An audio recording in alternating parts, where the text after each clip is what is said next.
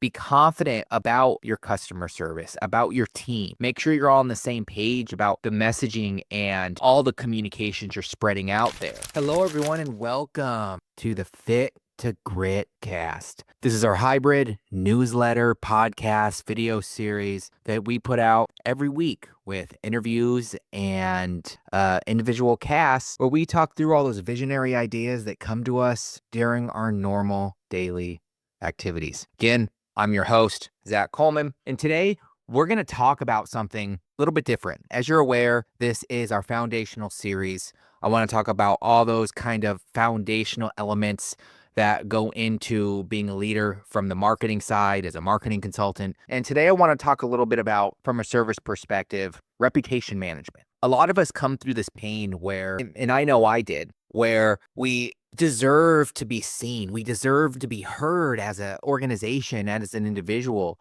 And today we're going to talk about why you're not. Every one of us is trying to build something incredible. We all have to go through those pain points as individuals, as we build a team, as we build a service, as we try to market that service and confidently spread our message the best way we can. But how does your market really know? How does your market really know who you are? We've come to this fad with AI. We're starting to push out all this crappy content, but too many great businesses stay hidden. Too many CEOs and organization leaders don't understand how to market, don't understand the whole premise of building up yourself locally or building yourself up organically, depending on your audience and what you're trying to do. And they just kind of push marketing away, and they don't necessarily put themselves in a position to build consistency throughout the efforts that they're trying to achieve online or in person. I remember feeling very frustrated, trying to take my business to the next level, understanding the difference between advertisement, organic content, getting that marketing fatigue that I push to all you guys that happens quite honestly all the time in today's ever-growing market of I need to be here, I need to be here, I need to be here, and still no results from your clientele. Your competitors seem to be getting all this business. They tend to be growing, when in reality, maybe they're not. Maybe you don't know their bottom line. But today I want to walk through some local strategies, some ways that you can start building that advocacy for what you're trying to do. It gets very frustrating when you start spending all of this money or you get to a point where you don't trust certain individuals to do stuff. You have certain people in house, and you eventually have to get to the point where the trust is so limited that you start to actually spend less money on your marketing or at all. And then there's a whole bunch of inconsistency in the growth of your studio or your local establishment. Let's kind of talk a little bit about it. Let's kind of go into the whole premise of the three main things that we're going to kind of talk about today. We're going to talk about, how can you really start to increase that brand authority and that visibility to be seen, what that really means compared to, other types of marketing, how you can really focus on inbound leads versus outbound leads, start building that sustainable set of clientele that are actually going to close more frequently, and really building a reputation based off of not spraying the wall and calling millions of people, but through customers, reviews, reputation, that brand reputation that you're continuing to look to build. So let's start off by talking about increased brand authority and your visibility, what you're trying to achieve when you're trying to grow your establishment. Now, first and foremost, I want to be clear. Marketing locally is not the same as marketing organically. I think too many individuals and too many companies look at all these huge brands, like let's say Nike, for instance, and they just assume that out of nowhere, they're going to have these crazy campaigns and these brand strategies and all that stuff. That stuff is suitable for, let's say, franchises. If you have 7+ locations, even down to 3, but we'll just stick with 7 for now for the case of this cast. And you don't need to build a bunch of authority. So going back to that local side, how can you really start to build that recognition you want? Well, first off, it's momentum. I first off look at, okay, who is my local market? And look at that as your audience. Don't think too big. They always say think bigger. That's fine, but you can think about each of your segmented locations as a segment of your existing audience. So I want you to start there. Start focusing your marketing efforts on certain areas, even possibly certain neighborhoods, depending on if you're located in a small town, you're in a big city, that's going to shift how many people are searching for certain types of situations. Now, because we're going to talk about local search optimization, and why I'm talking a lot about search here is because there's a big premise out there right now that you just AI everything and you just regurgitate a whole bunch of content, and that's going to build you authority. I'm sorry to say it's not. You need to have your messaging down. You need to understand your audience. And first and foremost, you need to understand how many people are even searching for your types of services in your local area. And that's kind of the first plethora of what you need to do. And that's when you start focusing on that visibility. You start being able to spread your message and build more momentum. And so focusing on your local area is going to be first and foremost your biggest actually strategy. It's a very good starting strategy. Let's just focus on this market segmentation of this local area. So with that said, let's talk a little bit about the difference between inbound leads versus outbound leads. I like to call these warm versus cold. It's warm marketing versus cold marketing. Branding is a very warm type of segment of marketing as well. I would kind of say branding is kind of figuring out your why, figuring out your how you're going to take that, and then moving on to how you're going to take that brand strategy into your local market and coming up with a system for that. So there's nothing wrong with having an outbound type system. I mean, in the fitness industry, for instance, outbound's become the rage. You have very large companies that say outbound is the way to go. Hire some sales reps and go out there and just call everyone in your area. But here's the thing. Outbound, you're going to have to sell harder. Outbound means that you are getting in contact with somebody. You are reaching out to someone that has no buyer intent, right? Now, inbound, people already have that intent. Now, if you look at social media, for instance, if you look at Facebook ads, Instagram ads, any type of social media, I want you to consider that kind of like the online version of a billboard. You can put it in a certain spot. You can try to segment certain types of people by, let's say, you're putting it on the side of a street like a billboard, and you know that that's where this demo is. But you're always going to get people from the outside coming in and seeing that as well. They still have no intent, but they see your sign on a constant basis. So they're still considered cold until they reach out to you. So they're still a little bit harder to sell. I like to call those ones in the middle. They're not really cold. They're not really warm, but most of them are still unqualified. There's still a lot of work you're going to have to go into to sell those types of people. Now, I'm a very big component of inbound. I'm a very big component on utilizing inbound marketing for higher value type packages. If you're a studio, for instance, that sells $1,000 packages, let your website, your Google My Business, your brand be your validation. Let your messaging be your validation. All the stuff you're putting out there be your validation, and qualify the people that you want to bring in.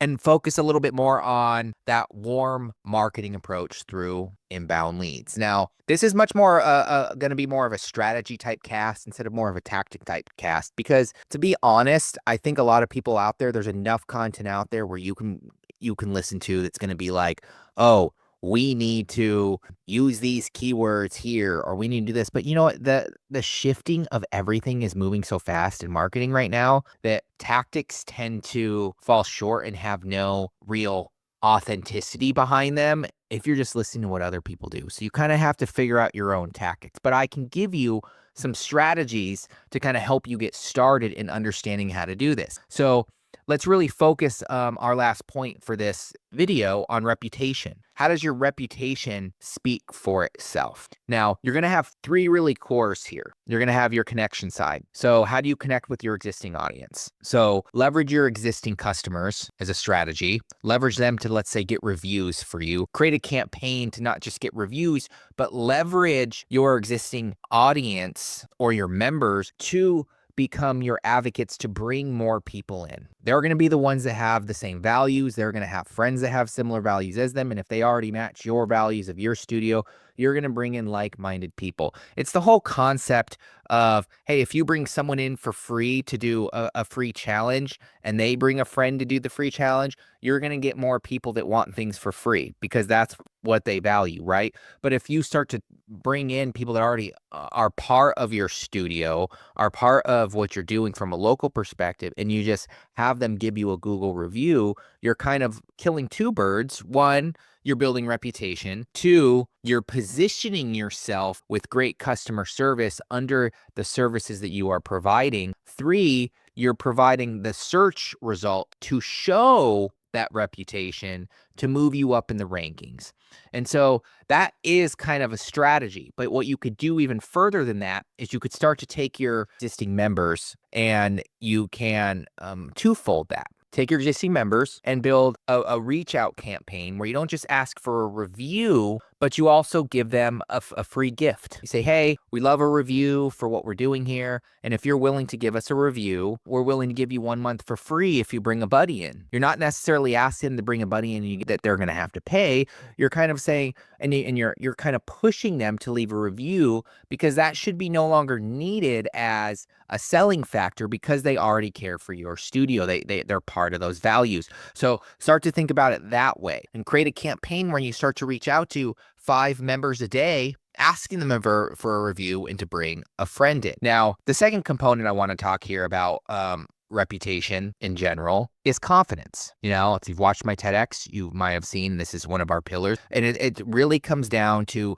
your continued learnings of what you failed at and what you're getting better at, and spreading the message that you want to spread. Be confident about your customer service, about your team. Make sure you're all on the same page about the messaging and all the communications you're spreading out there. If you're very big on customer service, focus very heavily on your customer service and your values. Talk about how you live by your values. Utilize that type of content within all aspects of what you're trying to do locally. Local search is basically like the yellow pages. People are already going to have intent to come in, and if they see you positioned in a certain way, via website, via your Google My Business profile, for when they search already for that intent of your services and you match their ethos and they match your ethos, that's how you are going to make a qualified sale.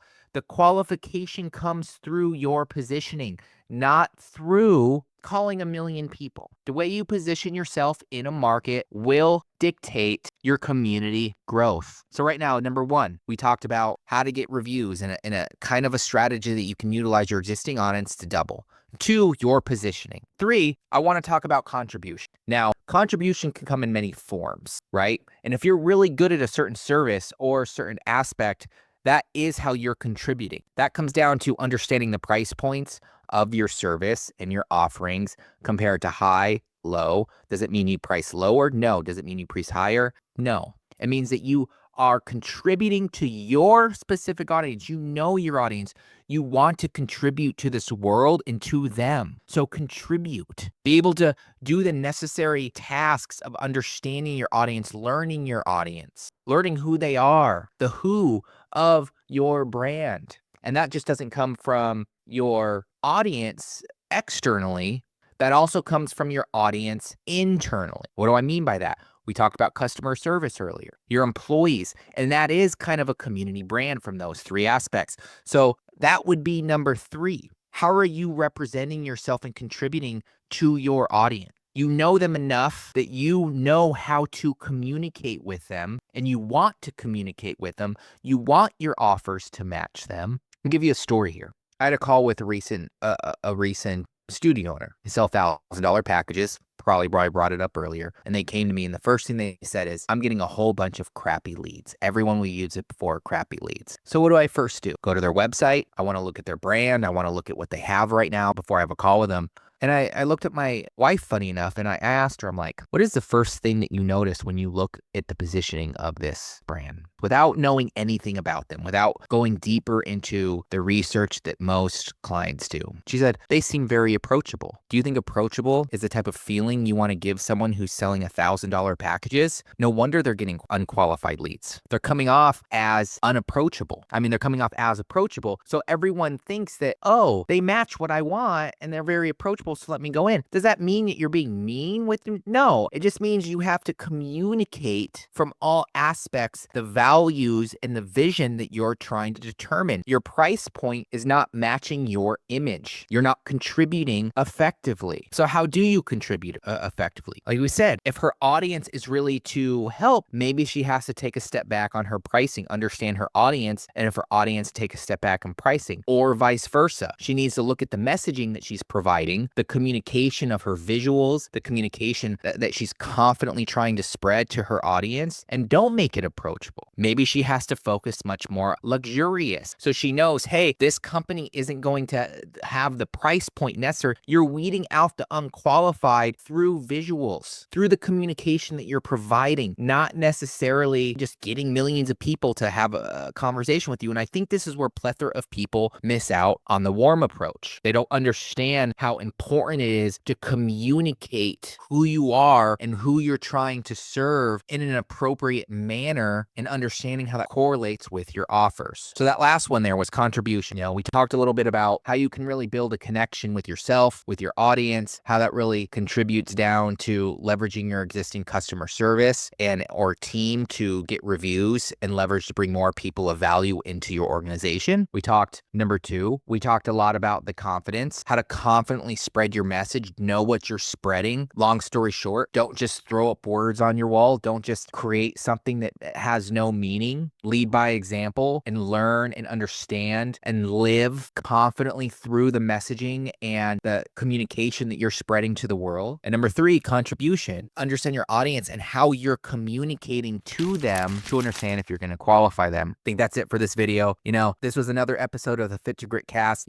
I want to end this by saying thank you for everyone who's kind of watched and gone through this overall rebrand to the Fit to Grit cast from our old brand. We're really trying to bring in and hone in all of our audiences into this one cast of leadership within the athletic space, and really trying to help them understand from a high level how they can start setting goals, long-term goals of success for the growth of their brand and what they're trying to achieve. And so I appreciate all of you for sticking around for another Fit to Grit cast. I am your host, Zach Coleman, and I will talk to you next time.